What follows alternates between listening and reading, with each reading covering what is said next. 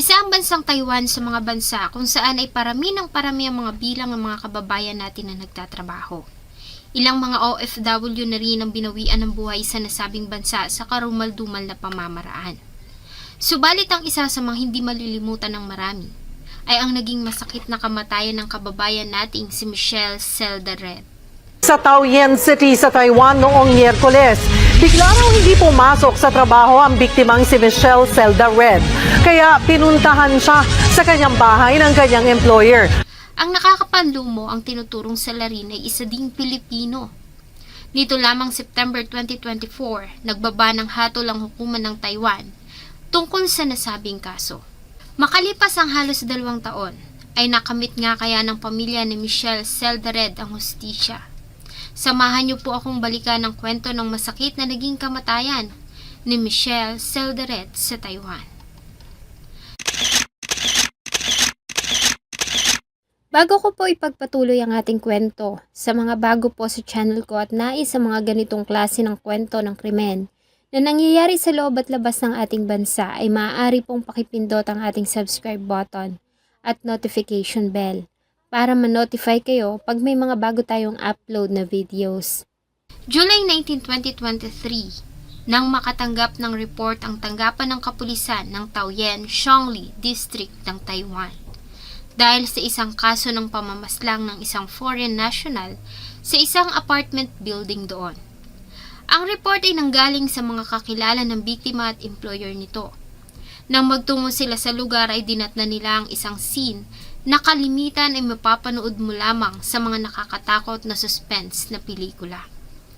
Sa loob ng bahay ay dinatnan nila ang nagkalat na mantsa ng dugo at ang hiwa-hiwalay ng katawan ng tao.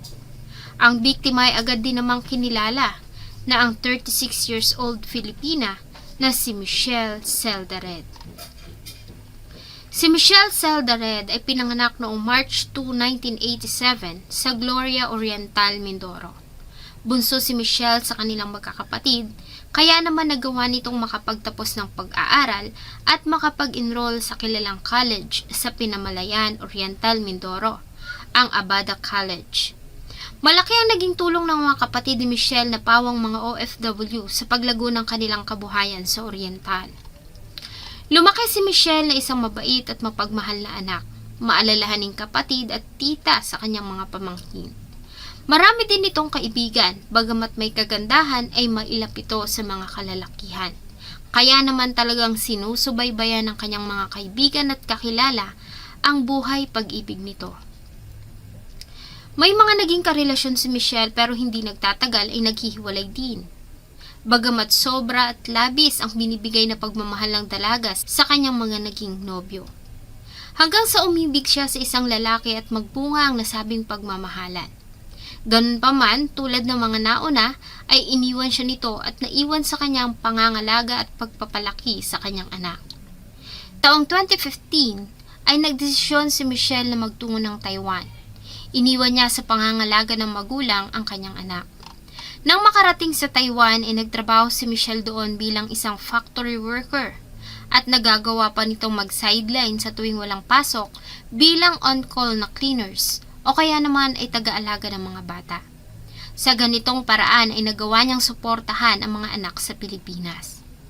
Sa pamamalagi niya sa Taiwan ay marami ding nakilalang kapwa mga Filipino si Michelle doon, hanggang sa makilala niya ang lalaking muling nagpatibok ng kanyang puso, ang native ng Batanes na si Mark Dave Velasco. Nauna lamang si Michelle kay Mark Dave ng 2 taon nang dumating ito sa Taiwan. Kagaya ni Michelle ay nagtatrabaho din ito doon bilang factory worker. Nagkakilala ang dalawa dahil sa kanilang mga common friends na mga kapwa din nila manggagawa sa Taiwan. Naging malimit na ang paglabas nila hanggang sa tuluyan ang nahulog ang loob ni Mark Dave sa Pilipina. Hindi naman lingid dito na may anak na si Michelle sa Pilipinas. Sa kabila nito ay nagpatuloy ito sa panliligaw hanggang sa tuluyan na nga nitong mapasagot ang single mom. Ang relasyon ng dalawa ay hindi nila itinago sa mga kaibigan, maging sa kanilang mga kapamilya sa Pilipinas. Buong pagmamalaki din nilang ipinakilala ang bawat isa sa publiko. Sa mga larawan na kanilang ibinahagi sa social media, ay mapapasana all ka na lang dahil sa mga ipinakita nilang labis na kaswitan. Kaya naman masaya ang mga kaibigan ni Michelle para sa kanya dahil akala nila ay natagpuan na nito ang lalaking maghaharap sa kanya sa altar at mananatili sa kanyang tabi sa hirap man o sa ginhawa.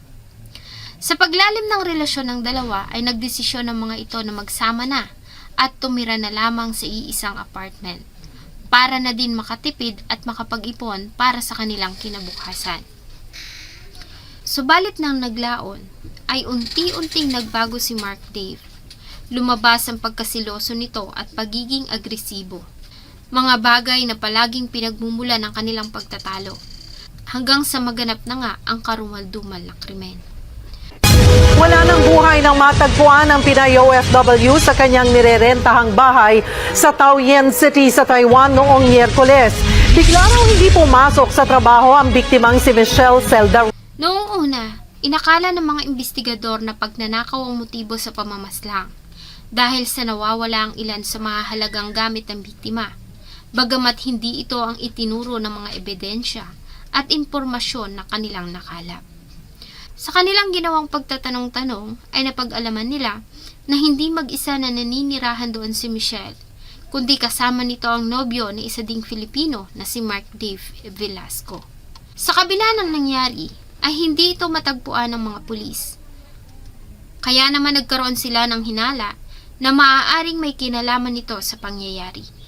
Matapos ang ilang araw na paghahanap ay naaresto nila ang suspect kung saan ay kusang loob naman itong sumama sa mga pulis at sa kanilang ginawang interview ay agad itong umamin sa kanyang nagawang kasalanan. Ayon sa sinumpaang salaysay ni Mark Dave Velasco, noong January 17, 2023 ay nagkaroon sila ng labis na pagtatalo. May hinala kasi umano siya na may kinakausap na ibang lalaki ang nobya. Nang kumprontahin niya ito ay nagalit ito at ninais nito na makipaghiwalay. Ayon kay Mark Dave, sa galit ay naitulak niya si Michelle sa kama bago niya ito sinakal. Nang mawala nito ng malay ay paulit-ulit niya itong sinaksak ng screwdriver sa sikmura, dibdib at leeg. Bagay na tumugma naman sa naging resulta ng ginawang autopsy ng mga medical legal officer ng Taoyuan. Ayon pa sa salaysay ni Mark Dave, nang mahimasmasan siya ay nataranta siya na mapagtanto na napatay niya ang nobya. Para itago ang katawan ay naisip niya na pagpira-pirasuhin ito gamit ang kutsilyo. Una niyang tinanggal ang lamang loob ng biktima na tinadtad niya sa maliliit na piraso bago niya ito pinlash sa inodoro kasama ang ilang piraso ng laman. Binuhusan niya pa ng bleach ang katawan ng biktima para mawala ang masangsang na amoy bago niya inilagay ang ilang bahagi ng buto at dugo ang damit sa isang garbage bags na itinapon niya sa isang trash bin na matatagpuan sa Bay District. Pagbalik niya sa apartment, ay bahagya niya pang ginulo ang mga gamit doon at kinuha ang wallet at cellphone ng nobya para iligaw ang investigasyon.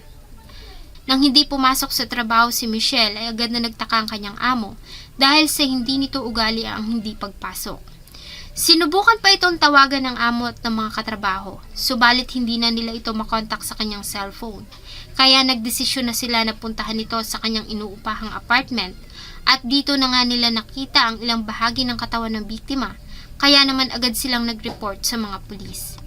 Ang katawan ni Michelle Zelda sa consent na din ng kanyang pamilya ay isinailalim sa cremation at ang kanyang abo ay inalagak sa kanilang bayan sa Gloria Oriental, Mindoro. Hindi makapaniwala ang pamilya na ganito ang sasapitin ng kanilang bunso sa Taiwan at sa kamay pa ng lalaking inakala nila ay magtatanggol at mag-aalaga dito. Samantala ay hindi rin naman makapaniwala ang pamilya ni Mark Dave Velasco sa Batanes sa krimeng kinasangkutan nito. Kilala kasi nila si Mark Dave na isang masiyahin at mapagmahal na kapatid. Sobrang maalaga din ito at mapagmahal na tito sa kanyang mga pamangkin, kaya naman maging sila ay nagulat sa nalamang balita. Makalipas ang mahabang panahon ng paghihintay noong September 7, 2024, ay naglabas na ng hatol ang hukuman ng Taoyuan, kung saan si Mark Dave Velasco ay napatunayang guilty sa kasong pagpatay sa ilalim ng Domestic Violence Prevention Act at pagsira sa katawan ng kanyang nobya na si Michelle Zelda. Si Velasco ay hinatulan ng 30 taon na pagkakakulong at inaasahang makakalabas sa 2054 sa edad na 60.